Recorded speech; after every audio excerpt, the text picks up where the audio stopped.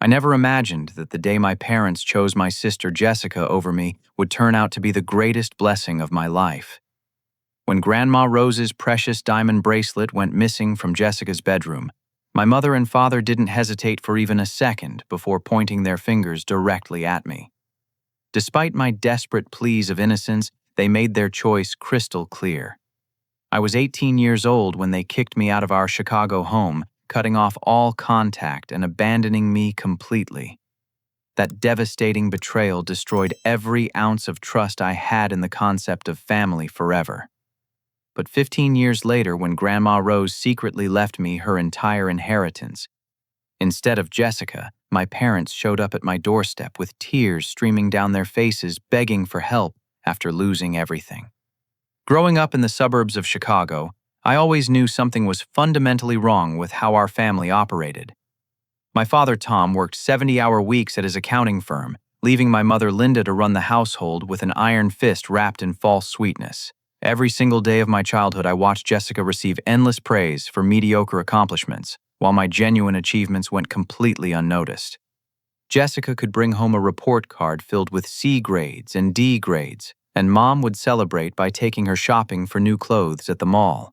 When I earned straight A grades semester after semester, maintaining a 4.0 grade average throughout high school, the response was always the same: lukewarm acknowledgement, followed by criticism about how I needed to work harder in other areas of my life.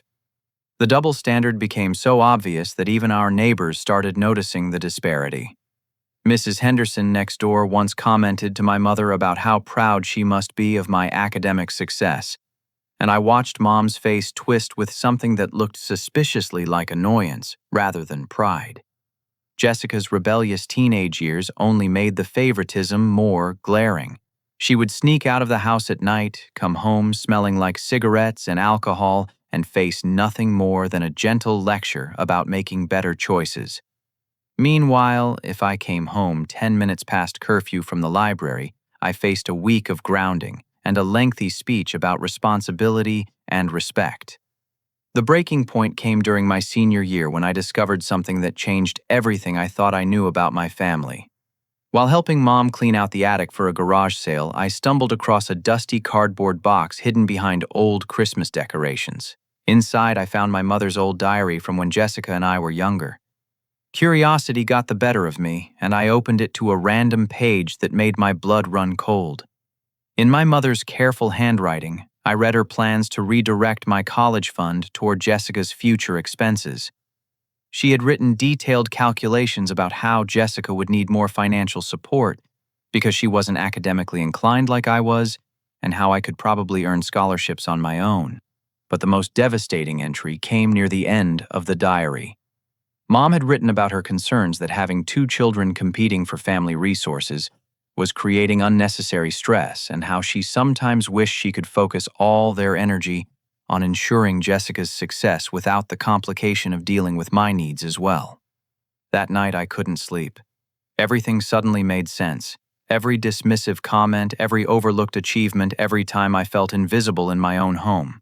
My parents hadn't just been playing favorites. They had been actively planning to eliminate me as competition for their attention and resources. The opportunity they needed came just 3 weeks later when Grandma Rose's precious antique diamond bracelet disappeared from Jessica's bedroom. The bracelet had been in our family for 4 generations, worth several $1,000s, and Grandma had been letting Jessica borrow it for a school dance. When Jessica came downstairs crying about the missing jewelry, both parents immediately turned their accusatory stares toward me. No questions asked, no investigation, no benefit of the doubt, just immediate assumption of my guilt. But here's where the story takes its first shocking turn. 2 days after they kicked me out, I was walking past our house late at night, hoping to retrieve some forgotten belongings from the garage. Through the kitchen window, I overheard a conversation that shattered any remaining illusions about my parents' love. Mom was standing by the sink washing dishes when she casually mentioned to Dad that she had found the bracelet exactly where she had hidden it, tucked inside her own jewelry box. She had orchestrated the entire missing bracelet scenario because they needed a dramatic reason to force me out of the house before college expenses became an issue. Dad's response was even more chilling. He nodded approvingly and said they had handled the situation perfectly. Now they could focus all their financial and emotional energy on Jessica, without the constant burden of managing my expectations and needs. Standing there in the darkness outside my childhood home, listening to my parents congratulate themselves for destroying my life, I realized that being kicked out wasn't just punishment for a crime I didn't commit. It was a premeditated plan to eliminate me from their lives permanently.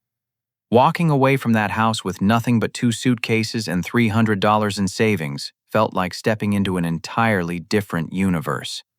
At 18 years old, I had no safety net, no family support, and no clear plan for survival in a world that suddenly felt impossibly vast and unforgiving. My first night of freedom was spent at a dingy motel on the outskirts of town, where the wallpaper peeled from the walls and the heating system rattled like a broken engine. I lay awake, staring at the water-stained ceiling, trying to process the magnitude of what had happened to my life in just 48 hours. The next morning, I enrolled at the local community college and found a part-time job washing dishes at a family restaurant called Murphy's Diner. The owner, an elderly Irishman named Patrick Murphy, took pity on my situation and allowed me to work extra shifts whenever possible. The pay was minimum wage, but Patrick sometimes let me take home leftover food at the end of particularly busy nights. My second job was stocking shelves at a 24-hour grocery store, working the overnight shift from 11 in the evening until 7 in the morning. Between classes, studying, and working nearly 60 hours per week, I barely had time to sleep, much less process the emotional devastation of losing my entire family. But the real cruelty of my situation didn't become clear until I tried reconnecting with friends from high school. One by one, people I had known for years began avoiding me with uncomfortable expressions and awkward excuses. Phone calls went unreturned. Invitations to social gatherings stopped coming. Even former classmates would cross the street when they saw me approaching. The truth behind their behavior emerged 6 months later during a chance encounter with my former English teacher, Mr. Patterson. He had always been one of my favorite educators, someone who encouraged my writing and believed in my potential. When I ran into him at the grocery store where I worked, his face showed a mixture of surprise and genuine concern. Mr. Patterson pulled me aside near the produce section and spoke in hushed, careful tones. He explained that my parents had been spreading devastating rumors throughout our entire community for months. According to their version of events, I had developed a serious drug problem during my senior year of high school. They claimed I had been stealing money from neighbors selling family heirlooms to support my addiction, and had finally crossed the line by taking Grandma Rose's precious bracelet. The lies were so detailed and convincing that even people who had known me for years believed every word. My parents had painted themselves as heartbroken victims of a son who had chosen drugs over family, forced to make the painful decision to practice tough love by cutting off all support until I got clean. Mr. Patterson's revelation hit me like a physical blow. My parents hadn't just kicked me out of their lives, they had systematically destroyed my reputation throughout our entire community, ensuring that I could never return home or rebuild relationships with anyone from my past. They had poisoned every potential source of support, leaving me completely isolated and starting from absolute zero. That night, after finishing my shift at the grocery store, I sat in my beat-up Honda Civic in the empty parking lot and cried for the first time since leaving home. Not just tears of sadness, but tears of rage and disbelief at the calculated cruelty of what my parents had done to protect their carefully constructed narrative. But something powerful happened in that moment of complete breakdown. As I sat there sobbing in my car, I made a decision that would change the trajectory of my entire life. I refused to let their lies define me or limit my potential. If they wanted to destroy the person I had been, then I would build someone entirely new from the ground up. The next day, I walked into Patrick Murphy's office and asked for additional responsibilities at the restaurant. I started taking business courses at the community college, learning about entrepreneurship and small business management. I opened my first savings account and began setting aside every possible dollar, no matter how small. Most importantly, I started building new relationships with people who knew nothing about my past or my family's version of my story. These were relationships based on who I was proving myself to be every single day, rather than assumptions about who I had supposedly been before. Patrick Murphy became like a grandfather to me, teaching me about hard work integrity and the importance of treating people with dignity, regardless of their circumstances. My coworker Maria, a single mother working her way through nursing school, became my first real friend in years. She showed me that families could be chosen rather than simply inherited through blood relations. Slowly but steadily, I began building a life that had nothing to do with the people who had abandoned me. It wasn't the life I had planned or expected, but it was becoming something authentic and meaningful in ways I had never experienced while living under my parents' roof. By my 23rd birthday, 5 years after being cast out from my family, I had managed to transform my life in ways that once seemed impossible. I graduated from community college with honors transferred to a 4-year university on academic scholarships and earned my degree in business administration while continuing to work full-time. My childhood dream of becoming an entrepreneur finally took shape when I used my savings to purchase basic landscaping equipment and started Greenscape Solutions, a small company focused on environmentally friendly lawn care and garden design. The business began with just me, an old pickup truck, and a determination to provide better service than any of my competitors. Within 2 years, I had built a client base of over 50 residential customers and several small commercial properties. My reputation grew through word-of-mouth recommendations, and I was able to hire 3 part-time employees to help manage the workload during peak seasons. During this period of professional growth, I also met Sarah Chen, a pediatric nurse at Chicago General Hospital. We encountered each other when my company was hired to redesign the hospital's healing garden, a project that required several weeks of collaboration between my team and the medical staff. Sarah was unlike anyone I had ever known. She possessed a combination of professional competence, genuine compassion, and sharp wit that drew me in immediately. Our conversations during work breaks evolved into coffee dates, which led to dinner invitations, and eventually to a relationship that brought more joy and stability to my life than I had experienced since childhood. For the first time in years, I felt like I was building something that belonged entirely to me. My business was thriving, my relationship with Sarah was deepening into something serious, and I had surrounded myself with a chosen family of loyal friends who valued me for who I was rather than who my birth family claimed I had been. But just as everything seemed to be falling perfectly into place, strange and troubling setbacks began plaguing my business in ways that defied logical explanation. Longtime clients suddenly canceled their contracts without clear reasons, citing vague concerns about reliability and professionalism that made no sense given my track record. A major commercial project with a shopping center was mysteriously delayed when city permits that should have been routine approvals got tied up in bureaucratic red tape for months. Equipment began disappearing from job sites despite security measures and locked storage procedures that had always been effective before. The most devastating blow came when 3 of my largest residential clients terminated their contracts within the same week. Each of them mentioned receiving disturbing information about my company from anonymous sources, though none would provide specific details about the nature of these communications. My friend Marcus, who worked in information technology and had helped me set up my business computer systems, offered to investigate the pattern of problems I was experiencing. His digital forensics expertise uncovered something that sent chills down my spine and revealed the true scope of my family's ongoing campaign against my life. Through careful analysis of online activity and social media tracking, Marcus discovered a network of fake profiles and anonymous accounts that had been systematically targeting my business and personal reputation for over 2 years. These fake accounts had been contacting my clients, spreading false rumors about my work quality, and even creating elaborate stories about legal troubles and personal problems that were complete fabrications. The most shocking discovery came when Marcus traced the digital footprints of these fake accounts back to their source. Every single one of them connected to devices and internet addresses associated with Jessica's home and workplace. My sister had been conducting a sophisticated sabotage campaign against my life, monitoring my progress and destroying my opportunities whenever I got close to achieving real success. The revelation became even more disturbing when Marcus showed me screenshots of fake social media profiles that had been used to contact Sarah before we started dating seriously.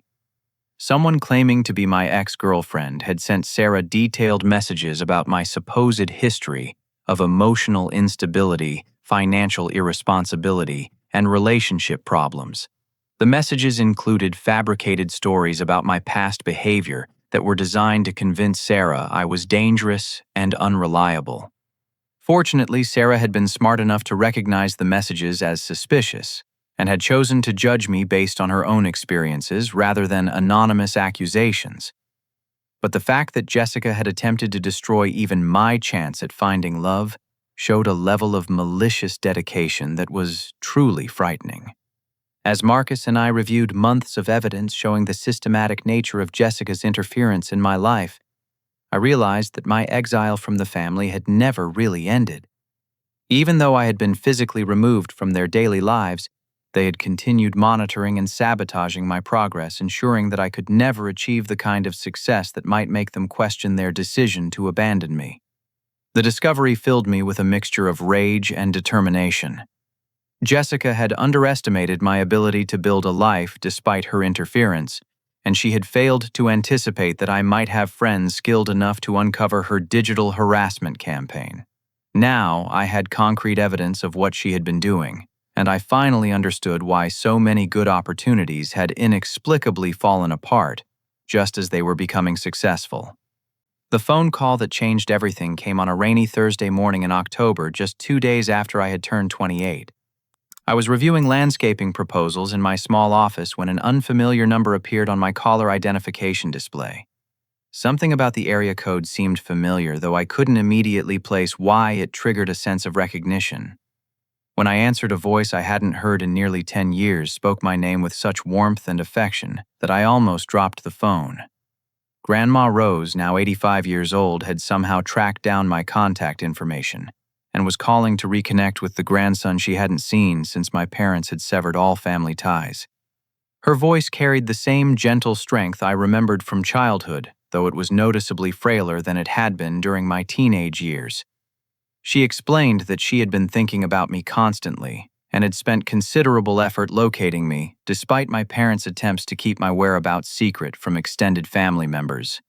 We arranged to meet the following Saturday at her modest apartment in a senior living community about an hour outside Chicago. The building was clean and well-maintained, with carefully tended gardens that reminded me of the flower beds she had cultivated behind her old farmhouse when I was young. When Grandma Rose opened her apartment door, I was struck by how much she had aged, but her eyes still sparkled with the same intelligence and mischief that had made her my favorite relative during childhood. She had prepared tea and homemade cookies, and her living room was filled with photographs spanning decades of family history. What happened during our conversation that afternoon shattered every assumption I had made about my life over the past 10 years. Grandma Rose revealed that she had known the truth about the missing bracelet from the very beginning. She had suspected something was wrong when my parents suddenly stopped mentioning me in family conversations, and she had conducted her own investigation into what had really happened. Through careful questioning of family friends and neighbors, she had discovered the web of lies my parents had constructed about my supposed drug problems and criminal behavior. She had even tracked down some of my former high school classmates who confirmed that the stories didn't match the person they remembered me being. But the most shocking revelation was yet to come. Grandma Rose explained that she had been secretly helping me throughout the past decade, though I had never realized her assistance was behind many of the lucky breaks that had allowed me to survive and eventually thrive. The community college scholarship that had made my education possible hadn't been awarded based solely on merit, as I had believed. Grandma Rose had anonymously funded the scholarship program specifically to ensure I could continue my studies. The bank loan that had allowed me to start my landscaping business had been approved because she had quietly served as a co-signer, guaranteeing the debt without my knowledge. Most remarkably, she revealed that my meeting with Sarah hadn't been the coincidence I had assumed it to be. Grandma Rose had been following my progress for years, and when she learned about my landscaping business, she had contacted Chicago General Hospital and donated money specifically for their healing garden project, with the stipulation that they hire my company for the work. She had researched the hospital staff and identified Sarah as someone whose character and values would complement my personality perfectly. The entire project had been orchestrated as an opportunity for us to meet and potentially build a relationship, though the choice to pursue that connection had been entirely our own. As Grandma Rose shared these revelations, I felt overwhelmed by a combination of gratitude, amazement, and something approaching awe at the dedication she had shown to protecting and nurturing my life from a distance. She explained that she had been forced to help secretly because my parents had threatened to cut off all contact with her if she maintained any relationship with me. But her most important revelation came near the end of our conversation. Grandma Rose told me that she had been carefully documenting my parents' and Jessica's behavior over the years, gathering evidence of their ongoing cruelty and the lies they had spread throughout the community. She had copies of emails, recorded phone conversations, and written statements from people who had witnessed their deception.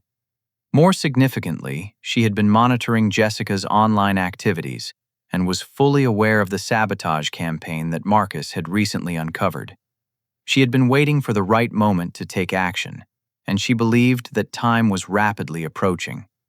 Grandma Rose explained that she had been working with her attorney to prepare a comprehensive plan that would not only expose the truth about what had happened to me, but would also ensure that justice was finally served for the decade of suffering my family had inflicted on my life. Her eyes took on a steely determination as she outlined her strategy for righting the wrongs that had been done. She had been patient for 10 years, gathering evidence and positioning herself to strike at the moment when her actions would have maximum impact. She had watched me prove my character and rebuild my life, despite every obstacle they had thrown in my path, and now she was ready to show the world who had been telling the truth all along. As I drove home that evening, I felt as though I had been living in a completely different reality than the one I had understood. The grandmother I thought had forgotten about me had actually been my secret guardian angel for an entire decade, working behind the scenes to ensure my survival and success while preparing for an eventual reckoning with the people who had betrayed us both. Grandma Rose's health began declining rapidly in the months following our reunion, though her mind remained sharp and her determination to see justice done only grew stronger. I started visiting her every weekend, treasuring these conversations with the only family member who had ever truly understood and supported me. During one of these visits in early spring, she asked me to accompany her to a meeting with her estate planning attorney, Harold Brennan, a distinguished gentleman in his 60s who had been handling her legal affairs for over 20 years. She explained that she wanted to review her will and ensure that all her final wishes would be properly executed. The law office was located in downtown Chicago, occupying an entire floor of a historic building with elegant wood paneling and tall windows overlooking the city. Mr. Brennan greeted us warmly and led us into a conference room where several thick folders of documents were waiting on a polished mahogany table. What I learned during that meeting fundamentally altered my understanding of my grandmother's financial situation and the true scope of what my parents and Jessica had been expecting to inherit.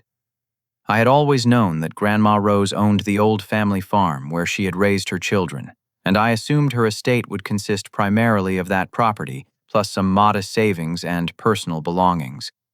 The reality was staggeringly different. Over the course of her lifetime, Grandma Rose had quietly built a fortune that extended far beyond anything I could have imagined. The family farm was just the beginning of a diverse portfolio of investments and properties that had grown in value over decades of careful financial management. She owned 3 commercial buildings in downtown Chicago that generated substantial rental income every month. Her investment portfolio included stocks, bonds, and mutual funds worth over $1.5 million. Most surprisingly, she held mineral rights on several parcels of land in Illinois and Indiana that had been generating royalty payments for years, as energy companies extracted natural gas and oil from the properties. Mr. Brennan explained that the total value of her estate exceeded $3.2 million, making her one of the wealthiest residents of her senior living community. She had been living modestly by choice, preferring to save and invest her money rather than spend it on luxury items or expensive lifestyle choices. The most shocking revelation came when Mr. Brennan produced 2 different versions of Grandma Rose's will. The first document, dated 3 years earlier, left the majority of her estate to Jessica, with smaller portions designated for my parents and various charities. This was the will that my family believed was still in effect, and they had been making financial plans based on the assumption that Jessica would inherit millions of dollars upon Grandma Rose's death. But the second document, dated just 6 months after our reunion, told a completely different story. This revised will left the entire estate to me, with the exception of small charitable donations and a modest trust fund to ensure my parents would have basic housing and living expenses in their old age. Jessica was specifically excluded from inheriting anything beyond a few pieces of jewelry and some family photographs. Grandma Rose explained that she had spent years watching my parents and Jessica make increasingly poor financial decisions while counting on their expected inheritance to solve their money problems. My father had borrowed against his retirement account to fund Jessica's expensive wedding and lavish lifestyle. My mother had co-signed loans for Jessica's shopping habits and luxury car payments. Jessica herself had run up massive credit card debt, confident that her inheritance would cover any financial obligations. They had been living beyond their means for years, using their expected windfall from Grandma Rose's estate as collateral for present-day spending sprees and investment schemes that had consistently failed to produce returns. Their house was mortgaged to nearly its full value. Their retirement savings had been depleted, and they were carrying debt that would be impossible to repay without the inheritance they believed was guaranteed. The most disturbing part of this revelation was the discovery that they had been pressuring Grandma Rose to give them early access to portions of their inheritance for years. Mr. Brennan showed me copies of legal documents they had brought to his office, attempting to convince Grandma Rose to establish trust funds that would provide them with immediate cash payments while she was still alive. They had even brought her to financial advisors and insurance salespeople, trying to convince her to restructure her estate in ways that would benefit them immediately rather than waiting for her natural death. These meetings had become increasingly frequent and aggressive as their debt problems worsened and their need for quick cash became more desperate. Grandma Rose had endured these sessions with patience and grace, never revealing that she was documenting every attempt to manipulate her financial decisions. She had been building a case that demonstrated their greed and sense of entitlement, while simultaneously watching me prove my character through years of hard work and independence. The contrast between their behavior and mine had convinced her that she was making the right choice in redirecting her inheritance. While they had spent years trying to figure out how to get their hands on her money before she died, I had built a successful business and loving relationship without any expectation of financial assistance from family sources. Mr. Brennan assured me that the new will was legally sound and had been prepared with careful attention to preventing any successful challenges from disgruntled family members. Grandma Rose had included detailed explanations of her reasoning, along with documentation of my parents' and Jessica's attempts to manipulate her finances and their ongoing campaign of lies about my character. As we left the attorney's office that day, Grandma Rose took my hand and told me that changing her will was the most satisfying decision she had made in years. She knew that my parents and Jessica would be devastated when they discovered the truth, but she believed they had brought this consequence upon themselves through their own choices and actions over the past decade. 2 months later, Grandma Rose passed away peacefully in her sleep at the age of 86. Her funeral was small and dignified, attended by friends from her senior community and a few distant relatives. My parents and Jessica sat in the front row, dressed in expensive black clothing and displaying grief that seemed calculated for public consumption rather than genuine sorrow. I sat in the back of the chapel, paying my respects to the woman who had saved my life in more ways than she would ever know. As the service concluded and we prepared to leave for the cemetery, I could see my family whispering among themselves, already making plans for the will reading that they believed would solve all their financial problems forever. The will reading took place 1 week after the funeral in Mr. Brennan's conference room, with all the designated beneficiaries present to hear Grandma Rose's final wishes. My parents arrived dressed in their finest clothing, accompanied by Jessica and her husband Derek, who had taken time off work to attend what they clearly viewed as a momentous financial occasion. They had chosen seats at the head of the conference table, arranging themselves with an air of expectant ownership that made my stomach turn with disgust. Jessica had even brought a leather portfolio and gold pen, apparently prepared to take notes about the complex financial arrangements they assumed would soon be under their control. Mr. Brennan maintained his professional demeanor as he reviewed the legal formalities and explained the process for executing the will's provisions. I sat quietly in a chair near the window, watching my family's confident expressions and knowing that their entire world was about to be shattered in ways they could never have anticipated. When Mr. Brennan began reading the actual terms of the will, the room's atmosphere changed dramatically with each passing sentence.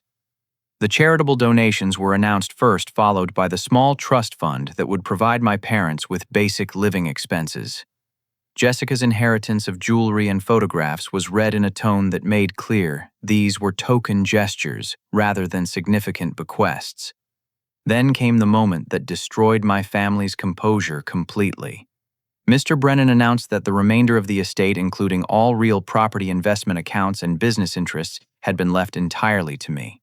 The total value of my inheritance exceeded $3.2 million, making me an independently wealthy man overnight. The silence that followed this announcement was deafening.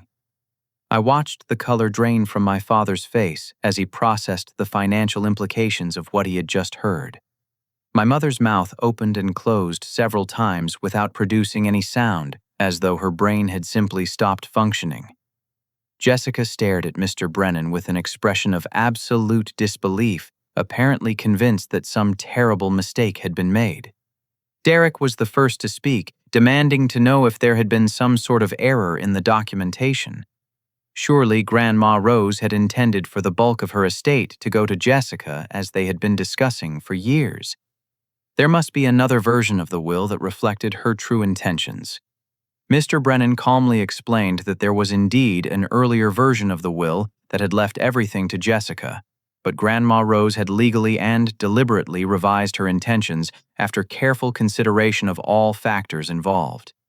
He produced the documentation showing both wills along with Grandma Rose's written explanation of why she had made the change. Reading her letter aloud, Mr. Brennan shared Grandma Rose's detailed account of my parents' lies about my character Jessica's ongoing sabotage of my business and personal life, and their repeated attempts to manipulate her financial decisions for their own benefit. She had described me as the only family member who had demonstrated integrity, work ethic, and independence while criticizing the others for their greed, dishonesty, and sense of entitlement.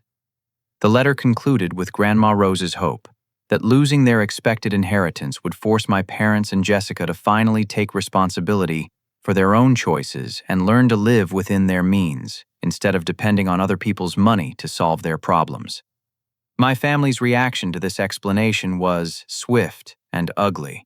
Jessica screamed that the will was the result of my manipulation and lies, claiming that I had somehow brainwashed Grandma Rose into changing her mind. My father accused me of elder abuse and threatened to contest the will in court. My mother broke down in tears, wailing about how this decision would ruin their lives and leave them homeless. Mr. Brennan remained calm and professional throughout their outburst, explaining that the will had been prepared with careful attention to preventing successful legal challenges. Grandma Rose had undergone psychological evaluation to confirm her mental competence, and multiple witnesses had attested to her clear understanding of the decisions she was making. Within 3 weeks of the will reading, the full scope of my family's financial crisis became apparent. Their house went into foreclosure when they couldn't make mortgage payments that had been calculated based on their expected inheritance. My father's employer discovered that he had been distracted and ineffective at work for months, apparently spending company time researching financial investments he had planned to make with inheritance money. His job performance had declined to the point where termination became inevitable. Jessica's marriage began crumbling under the financial pressure of their massive debt load. Derek had been counting on inheritance money to start his own business, and without that capital, he was forced to remain in a job he hated, while struggling to pay credit card bills that had been accumulating for years. But the most shocking development came 6 weeks later when Detective Williams from the Chicago Police Department contacted me about an ongoing investigation into my family's activities. What I learned during that conversation revealed the true depths of their desperation and moral decline in the months leading up to Grandma Rose's death. The detective explained that my parents and Jessica had been under investigation for elder abuse and financial fraud related to their treatment of other elderly relatives beyond just Grandma Rose. They had been systematically targeting aging family members with dementia and other cognitive impairments, using various forms of manipulation and coercion to gain access to their financial accounts. The investigation had begun when Grandma Rose's sister, Margaret, who suffered from early-stage Alzheimer's disease, had been taken to multiple banks and legal offices over a period of several months. Security cameras had recorded my parents and Jessica accompanying Margaret to these appointments, during which she had been convinced to sign documents transferring substantial amounts of money to accounts they controlled. Margaret's adult children had become suspicious when they discovered that their mother's savings account had been nearly emptied, despite her having no major expenses or financial obligations. Bank records showed a pattern of withdrawals and transfers that corresponded with visits from my parents and Jessica, who had been presenting themselves as Margaret's primary caregivers, despite having no legal authority to manage her finances. Similar complaints had been filed by other elderly relatives who reported feeling pressured to provide loans or gifts to my family members who claimed they needed temporary financial assistance to deal with various fabricated emergencies. These relatives had been told that the loans would be repaid quickly once inheritance money became available from Grandma Rose's estate. The criminal charges included elder abuse, financial exploitation fraud, and conspiracy to commit theft from vulnerable adults. Detective Williams explained that the case against them was quite strong with substantial documentation and multiple victims willing to testify about the manipulation and coercion they had experienced. As I listened to this information, I realized that being exiled from my family had actually protected me from becoming complicit in their increasingly criminal behavior. While I had been building an honest business and genuine relationships, they had been descending into a pattern of financial predation that targeted the most vulnerable members of our extended family. The irony was overwhelming. They had kicked me out of their lives to eliminate competition for resources, but their greed and sense of entitlement had ultimately led them down a path that would destroy them far more completely than anything I could have ever done. The sound of car doors slamming in my driveway on a cold November morning marked the arrival of the moment I had been anticipating for months. Through my kitchen window, I watched my parents and Jessica slowly approach the front door of the modest but comfortable house I had purchased with a portion of my inheritance money. They looked older, thinner, and utterly defeated by the consequences of choices they had made over the past decade. My father's expensive business suits had been replaced with bargain store clothing that hung loosely on his diminished frame. My mother's carefully maintained appearance had given way to gray roots and tired eyes that spoke of sleepless nights and constant worry. Jessica appeared almost unrecognizable, her former confidence replaced by a nervous energy that made her hands tremble as she rang my doorbell. When I opened the door, none of them could meet my eyes directly. My father cleared his throat several times before managing to speak, his voice barely above a whisper, as he asked if we could talk privately about their situation. The arrogance and condescension that had characterized their treatment of me throughout my childhood and young adulthood had been completely replaced by desperate humility. I invited them into my living room, which was furnished simply but comfortably with pieces I had chosen based on function rather than status. Sarah was visiting her sister for the weekend, which meant we could have this conversation without any outside distractions or complications. The story that emerged during the next 2 hours painted a picture of systematic financial collapse that had accelerated rapidly since the will reading. Their house had been sold at foreclosure auction for significantly less than they owed on the mortgage, leaving them with substantial debt that had followed them to a small rental apartment in a much less desirable neighborhood. My father's termination from his accounting firm had made him essentially unemployable in his chosen profession, as word of his financial problems and criminal investigation had spread throughout the local business community. He was now working part-time at a tax preparation service during peak season, earning a fraction of his former income. Jessica's marriage had ended in an expensive divorce that further depleted their already strained resources. Derek had filed for bankruptcy to escape the credit card debt they had accumulated together, but Jessica remained liable for charges on accounts that were in her name only. She had moved back in with our parents, sleeping in the living room of their cramped apartment and working at a retail job that barely covered her minimum monthly payments. The criminal charges had been resolved through plea bargains that required restitution to the elderly relatives they had defrauded, along with probation and community service sentences. While they had avoided jail time, the financial penalties had consumed what little savings they had remaining after the foreclosure. But the most devastating consequence was the complete social isolation they now experienced. Word of their criminal behavior had spread throughout their former community, resulting in the loss of friendships, professional connections, and social standing they had spent decades building. They had become pariahs in the very circles where they once held positions of respect and influence. As they finished recounting the details of their downfall, my father finally looked directly at me and spoke words I had been waiting to hear for 15 years. He admitted that they had been wrong about everything. Wrong about the missing bracelet. Wrong about my character. Wrong about the lies they had spread throughout the community. Wrong about the way they had treated me throughout my entire childhood and young adulthood.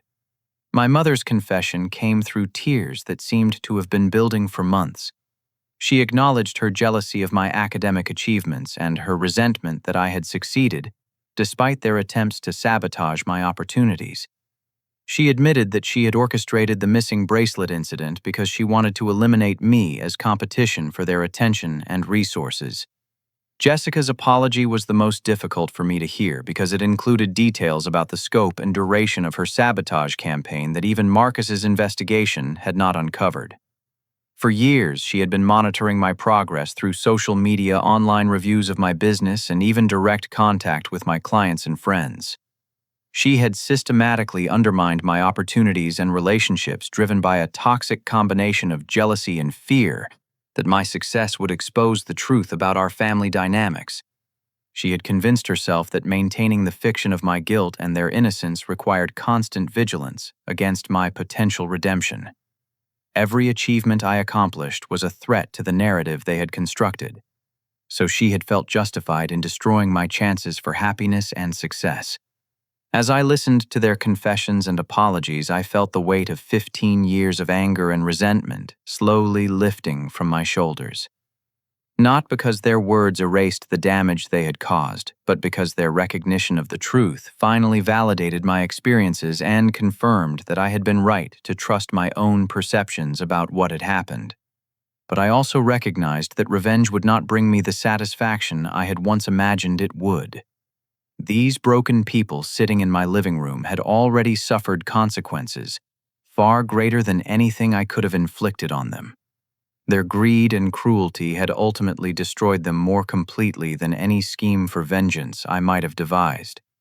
Instead of seeking retribution, I chose a path that would honor Grandma Rose's memory and reflect the values she had tried to instill in me throughout my childhood. I offered to help them find stable housing and basic employment, but with conditions that would ensure they could never again manipulate or exploit vulnerable people. I arranged for them to rent a small house that I purchased specifically for this purpose, with the understanding that they would pay market-rate rent from whatever income they could generate through honest work. I helped my father find a position with a tax service that would allow him to use his accounting skills without having access to other people's financial information unsupervised.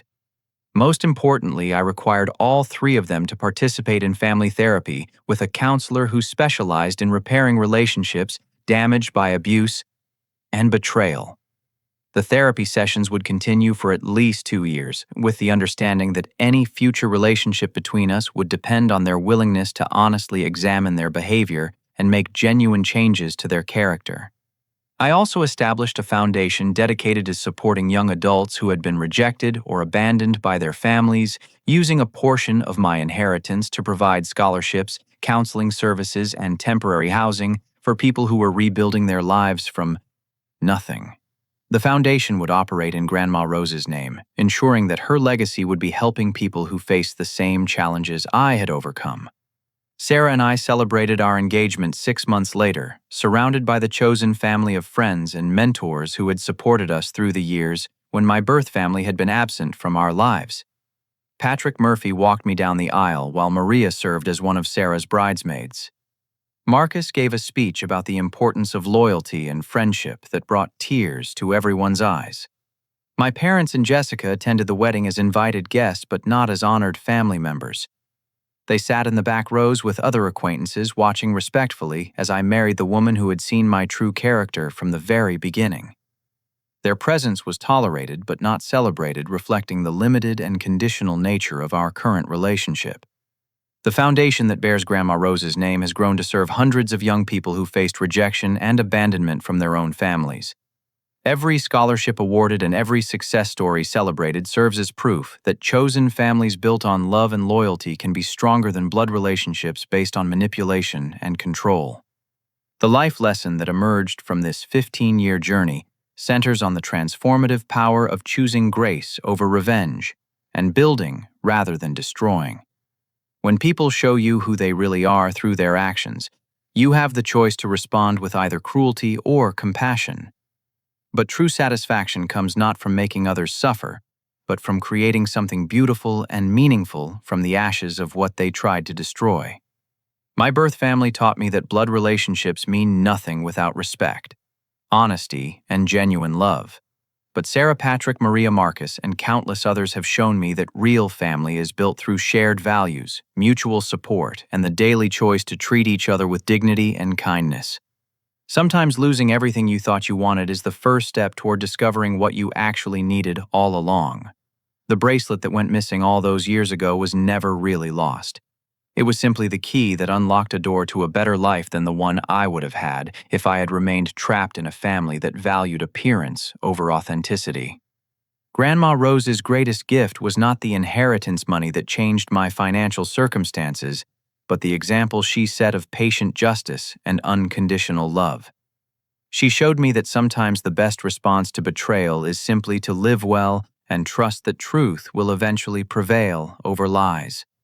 Today, I measure wealth not in dollars or properties, but in relationships that are built on honesty and sustained through mutual respect. The house I share with Sarah may be modest compared to my parents' former mansion, but it is filled with laughter, trust, and the kind of peace that money cannot purchase. The landscaping business continues to thrive not because of inheritance money, but because of the reputation I built through years of hard work and integrity. My clients trust me because I have proven my character through consistent actions rather than inherited expectations or family connections. Every morning when I wake up next to the woman who chose to love me despite my family's lies about my character, I am reminded that redemption is possible for anyone willing to do the hard work of building something authentic from the ground up. The pain of rejection and betrayal eventually fades, but the strength you develop while surviving those experiences becomes part of who you are forever. The young people served by our foundation often ask me how I found the courage to forgive the family members who had hurt me so deeply. My answer is always the same. Forgiveness is not about excusing their behavior or pretending the damage never happened. Forgiveness is about refusing to let their choices control your future and choosing to focus your energy on building something better than what they tried to destroy. Have you ever had to rebuild your life after being rejected or abandoned by people you trusted? What helped you find the strength to choose forgiveness over revenge when you had been deeply wronged? How did you learn to trust again after experiencing such fundamental betrayal? Share your thoughts in the comments below, and remember to like this story if it resonated with your own experiences. Subscribe to hear more stories about overcoming family betrayal and finding strength in chosen relationships. Share this with someone who might need to hear that it's possible to build a beautiful life from the ashes of disappointment and rejection. Thank you for taking this journey with me, and may you find the courage to build the authentic, loving relationships you truly deserve, regardless of what your past relationships may have taught you about trust and family. Remember that your worth is not determined by how others treat you, but by how you choose to treat yourself and the people who prove themselves worthy of your love and loyalty.